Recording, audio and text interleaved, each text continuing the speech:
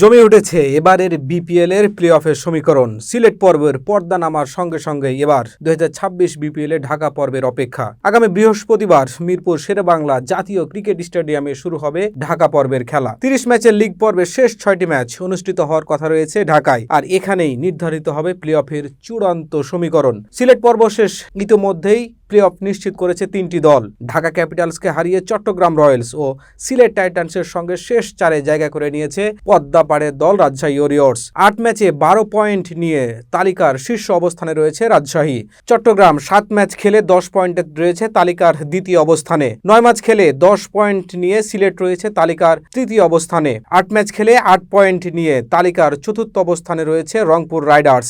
8 match খেলে 4 point নিয়ে তালিকার পঞ্চম অবস্থানে রয়েছে ঢাকা। 8 ম্যাচ খেলে সমান 4 পয়েন্ট নিয়ে তালিকার ষষ্ঠ অবস্থানে রয়েছে নোয়াখালী। সবচেয়ে বড় ফ্লপ মাস্টার হয়তো আবারও ঢাকা ক্যাপিটালস। এখন ঢাকা পর্বের সবচেয়ে আকর্ষণ কি হবে মূলত প্লে অফের চতুর্থ দল এবং কারা খেলবে এলিমিনেটর ও প্রথম কোয়ালিফায়ে। প্রতিটি ম্যাচই তাই গুরুত্বপূর্ণ হয়ে উঠেছে দলগুলোর জন্য। ব্যক্তিগত পারফরম্যান্সের দিক থেকেও আলোচনায় আবারও রাজশাহী ওরিয়র্স। দলের অধিনায়ক ও বাংলাদেশের টেস্ট অধিনায়ক নাজিবুল হোসেন শান্ত দুর্দান্ত সময় কাটাচ্ছেন। 8 ম্যাচে তিনি করেছেন সর্বোচ্চ 292 রান, রয়েছে একটি সেঞ্চুরি ও একটি 50।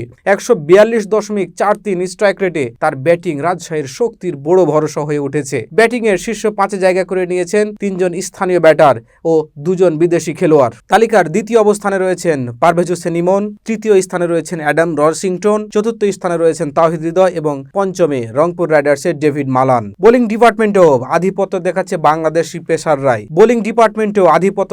বাংলাদেশি পেসাররাই। শীর্ষ 5 বোলারের সবাই দেশি ক্রিকেটার। নোয়াখালী এক্সপ্রেসের পেসার হাসান মাহমুদ এখন পর্যন্ত 14 উইকেট নিয়ে রয়েছেন তালিকার শীর্ষ অবস্থানে। পাশাপাশি তার ইকোনমি রেটও চোখে পড়ার মতো। ওভার প্রতি মাত্র 6.0 রান দিয়ে তিনি বোল করে যাচ্ছেন। শরীফুল ইসলাম 7 ইনিংসে 13 উইকেট নিয়ে রয়েছেন তালিকার দ্বিতীয় অবস্থানে।